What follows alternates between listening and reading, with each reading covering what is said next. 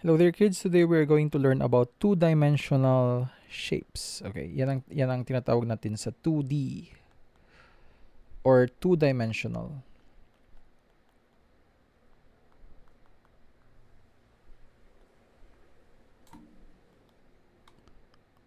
Okay, I know you have heard about 3D movies.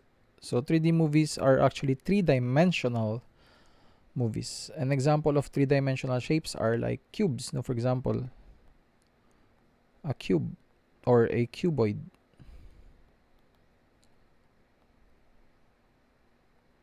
So this is an example of a three-dimensional figure which you have length, width, and height. But for now, we're going to stay with two-dimensional figures muna. So in this case, names of these figures are... Okay, oh, you might tell me, Teacher Mark, we already know those shapes. Oh, sige lang, it's okay. So this shape is called a triangle. Taken from the term tri-angle.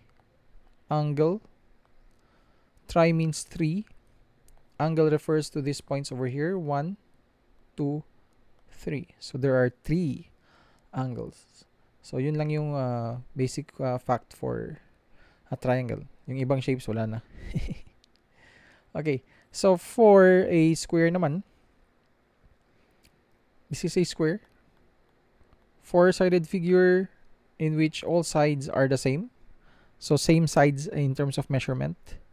This is called a, of course, circle, and this is called a rectangle. Okay. This is actually called a... There, you can actually make use of two names here. You have half circle, but the proper term here is semi circle. Okay, and also this shape here is called a quarter circle. Now, why is this called a half circle? Because technically it's a circle, not that. It's like a circle and you take half of it. Okay? So this is what it represents kasi, half. And quarter naman, which means 1 out of 4. So taking this part over here, which represents the shape, 1 out of 4 parts. Quarter. It's called a quarter. Okay? So this is yung naming nila.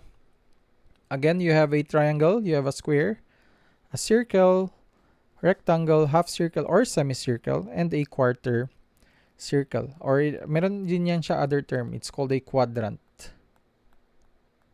Pero I will stick with quarter circle. Okay, so for pages 203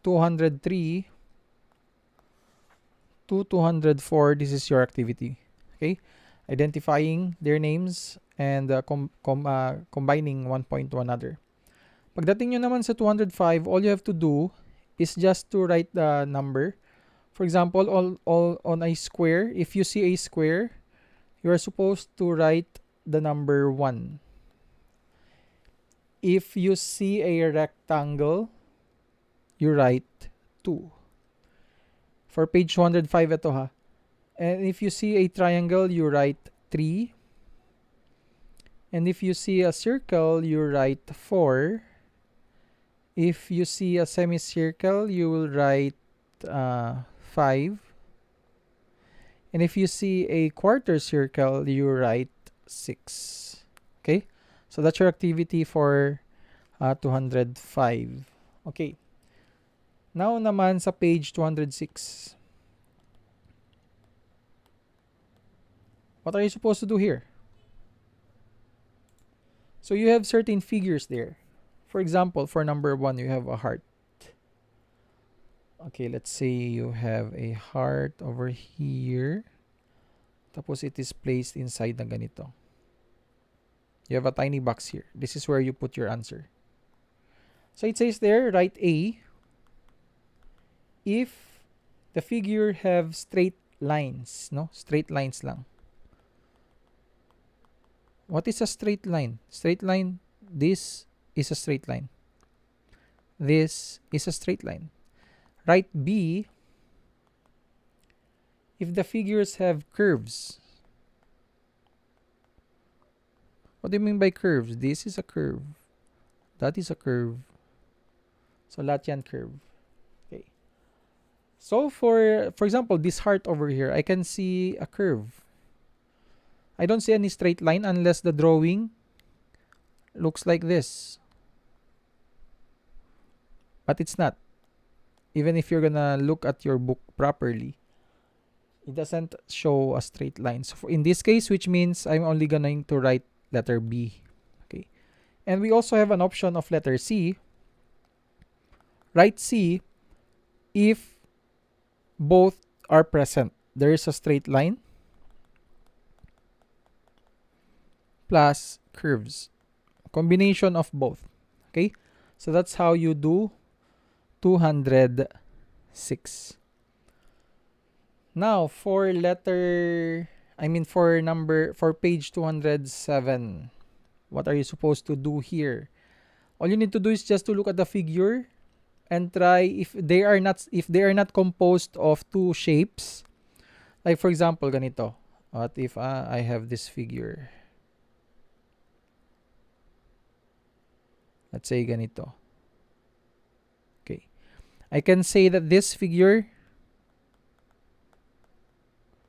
is made up of blank and blank. So we can say that it is made up of a square. As you can see, may square tayo dito. And also you have a semicircle. Okay. Now what if there's like a similar shape, pero there's no line? Okay. So in this case, you have to make your own line. You have to divide it like this. So from there, you can say that this figure is made up of a square. Oh, ba't ako nag-square? Sorry. My bad. It's a rectangle. Obviously, sorry about that. It's a rectangle. Teacher mark talaga, no ba yun? Okay, again, erase ko na to. Write it in red. Rectangle. Okay, sorry. Teacher mark talaga, parati ganyan. Okay, what if there are also figures na that looks like, let's say ganito.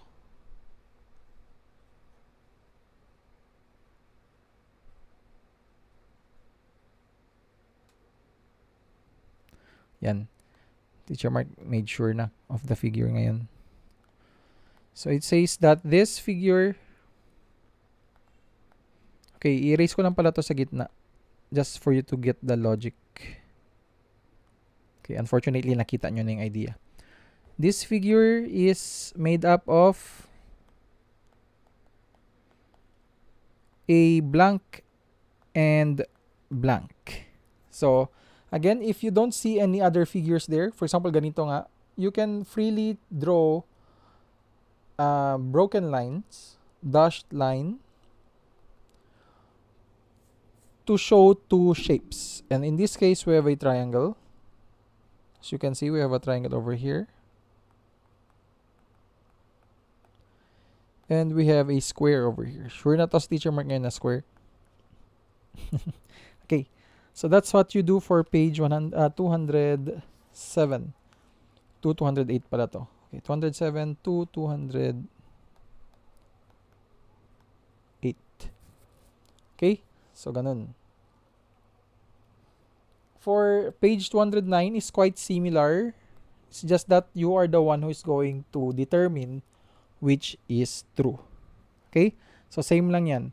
This figure is made up of a square and a rectangle. So you need to identify the shapes that satisfy the shapes given in the sentence.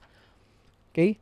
The same yan from 209 to 210. Okay. Letter C, 211, the same lang. You are supposed to draw a line down to show shapes. So for example, let's say I'll take number 2.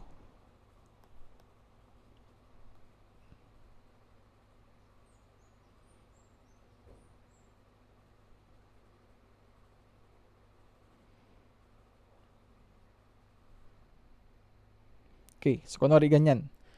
So it says there that you are supposed to draw lines to show the different shapes that make up each figure. So this is a figure.